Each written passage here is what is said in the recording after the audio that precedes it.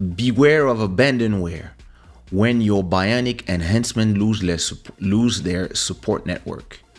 Right now, there's a bit of a gold rush to get hooked up to the latest digitally enhanced upgrades for your body and mind, from bionic eyes to replacement arms to wireless neural implants. There's an astonishing array of gadgets which can restore your sight, help you walk again, connect your brain directly to the cloud. It's the bionic age. Medical and computer scientists have joined forces to create chips and sensors that integrate into your body and connect to your nerve ending and neural pathways. Originally inspired as a way to help paralyzed patients walk and people with visual disabilities see better, bionic devices can also monitor your insulin and keep pain at bay. And now Elon Musk's Neuralink is showing promise as a way to talk to your computer just by thinking about it. Quite soon, we can expect biohackers to level up to super intelligence by connecting their brains to deep learning networks and massive data banks. There's always a risk of cutting-edge hardware and evolving software. You have to be fairly confident that the innovators will be able to support you and provide the necessary updates. You want a lifetime support contract, and any bugs that emerge need to be handled swiftly. But what if the company itself fails, or the whiz kid that invented your bionic arm or leg or eye or brain pivot into a different field entirely? You could be stuck with a device that stops working and causes serious problems in your life. With wearables like Google Glass, it was easy enough to discard them when they became obsolete. But with implants, it might be hazardous or even impossible, and you can end up with abandonware. And actually, this is really something that is an interesting conversation, because we are now, for now, we are all, I would say, we are we are not cyborgs yet, but we are all connected to the internet through our phones. My watch, it monitors my heartbeat all the time, blood oxygen level, and other things. My phone and my watch can tell me exactly how many steps I do every day. It knows when I sleep. And imagine if I get a ring like this with all these sensors inside that checks all these things all the time, and can tell tell my wife if there's anything with my breath, my heart, something, whatever, to my close contact, or to my doctor, or just to the ambulance. So, but for now, all these things, you can remove them. You can turn off your phone, etc. But we are arriving to a world where, and we're going to talk about the AI, the chat GPTs and stuff, but we are already in a world where all of us are kind of, I would not say dependent, but all of us are connected to the internet every day. Listen, I remember my life before being connected to the internet, before having a website, before having a phone that has even 2G. I remember the times of the SMS. I remember the times without a mobile, when if you have to meet somebody, you call them on the landline, you give an appointment at a certain time, and if you're not there at a certain time when you're supposed to meet in 2 weeks, then, agenda, paper, I remember those things. But slowly we are arriving where the next frontier for all these companies, Apple, Google, Microsoft, and probably new companies is going to be, for example, imagine if as I'm talking to you, I can see information here on my glasses that maybe you cannot see from here, but I can have like, yeah, something that just my eyes can see with whatever, the time that it is, the network connection of the live, the number of people watching, or maybe just the comments of the people. And imagine that I have maybe a ring like this, and with a ring, I can control a cursor from my hand. I can control that, or from a phone, or whenever I walk. Listen, when I'm on a bike, and I'm or on a scooter, and I'm trying to go somewhere that I don't know, I'm gonna have my phone tell me the directions, and usually it's gonna tell me on my watch to go this way, that way, etc. But imagine I can have it in my glasses. That's the next level. But after that, the level after that is gonna be new eyes or lenses, or eyes directly that you can just change your natural eyes, either enhance them or get completely new eyes. That's going to be the next thing. You can have eyes that are bionic, and all these information now, they come to your eyes, and your eyes are connected to your phone or connected directly to the internet. Then it's going to be your brain. Then it's going to be etc., etc. That like it or not, that's where we're going. They will invent that. Those companies, that's what they want. And today we talk tech, we talk AI, we talk the AI wars. All this is going to be part of the next movement. This is the next. We are at the start of the revolution that is probably as revolutionary as the invention of the internet itself, the invention of the first iPhone. The internet changed everything. The iPhone changed everything, and we are at the frontier where, as humans, we are evolved already.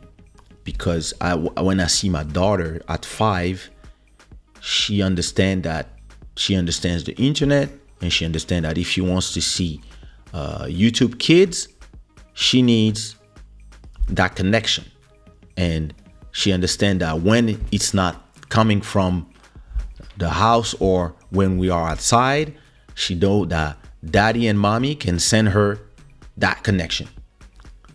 So those kids from that generation, they don't know nothing else. They start here. They start with tactile piece of glasses where they have information. So that's where they're gonna learn. That's how they're gonna read. That's how they're gonna get the information. We come from people like me who are in their end of their 40s or early 50s. We've knew a world of before, where you had, I remember, 3 channels of TV. I remember that. I remember in Belgium, in France, in Congo, I remember like antenna television. Now, all of us, we can see everything as we want, when we want. So we are really at this frontier where, with the artificial intelligence, with probably bionic parts soon. Like, I don't know how soon, but listen, if you only had one arm because you made an accident or you were imputed or for whatever reason, and I could tell you, hey, you can have a new arm.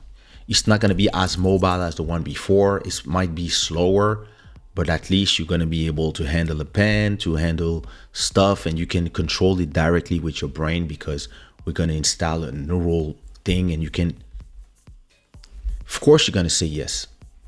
And first, it's going to be for medical reasons,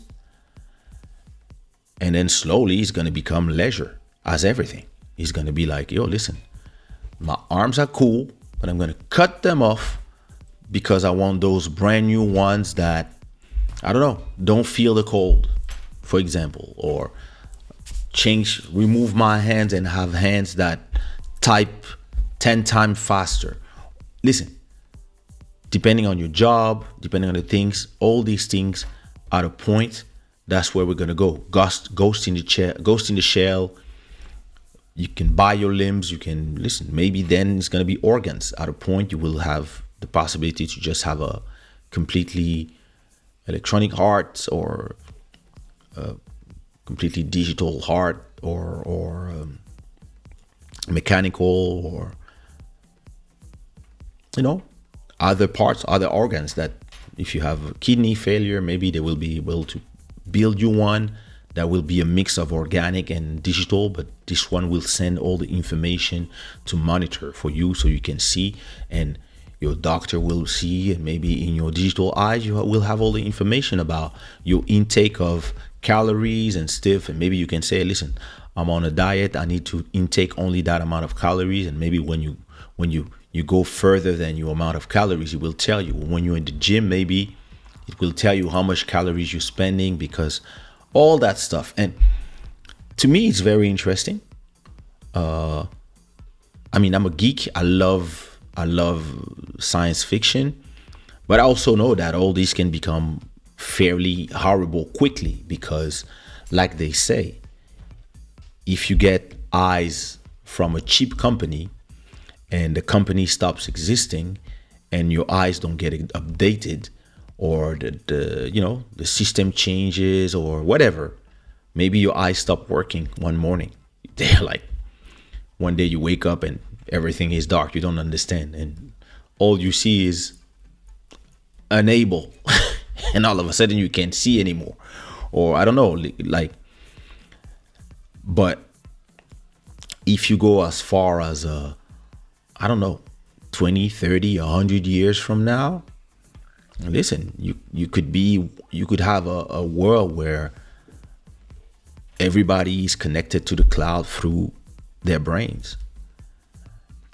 And this opens a kind of worms of epic proportions, because if we are all connected through our brains, it means that we don't need phones anymore to talk to people. We can just call each other, and if the AI can, if your main system can just create your voice, I could be here talking with you and having an AI conversation in my head with somebody that I'm on a call with. Let's say I'm talking to Buddy. He can be in my head talking, but you don't hear him. I can hear him. I don't even need headphones anymore to control the show, because I can control everything in the computer and the screen straight from my head, because it's all part of a network. But then how do you prevent being hacked? Because listen, when this happens, there's going to be new gods. There's going to be people, they're going to be able to talk in your head all the time, or maybe put some ads in front of your eyes all the time. Maybe you get something cheap in exchange of using this model of Google of eyes. Well, in exchange, you have to see ads from time to time. And some of the ads, maybe they just block your whole vision. Or maybe at night, like maybe you wanna see the rain or something, you wanna see something else. But first you have to see ad. And that's all you see. Like, but if somebody hacks you, what if somebody hacks you and now you're seeing horrible stuff? Like, what if somebody is able to hack the data coming from your body and present false information to you or your doctor or whatever? That's when all these can become fairly dangerous. But I mean, I believe this is why everybody's walking slow, just like with the AI stuff. But at a point, everybody's gonna want to be first.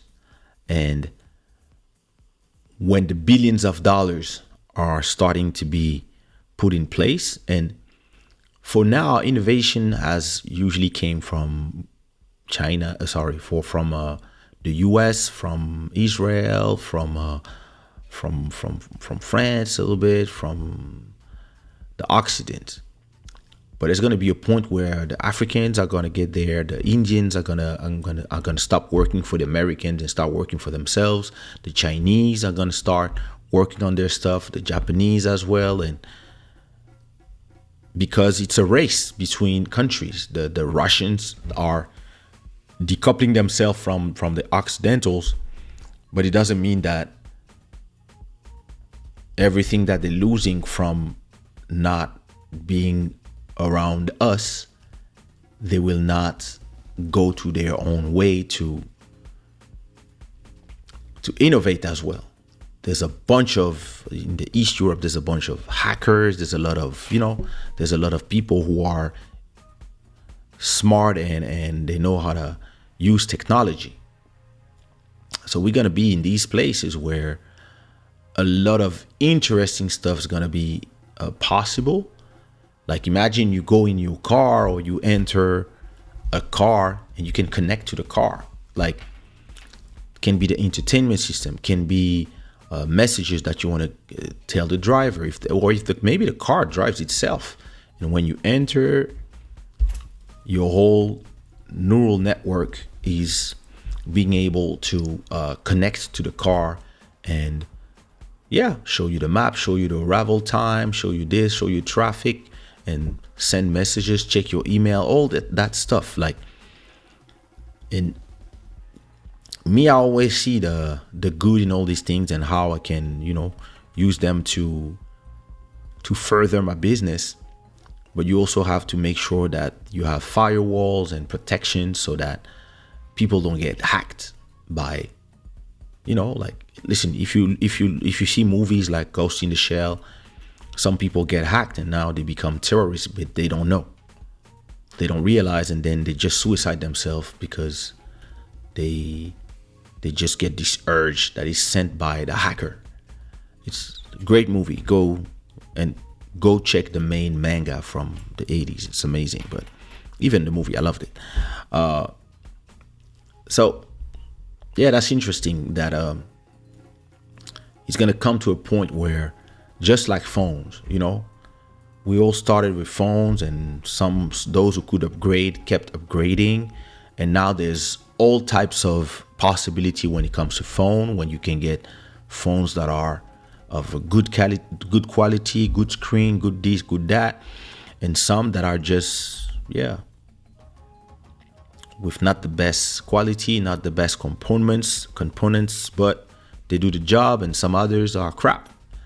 So I think the future is interesting.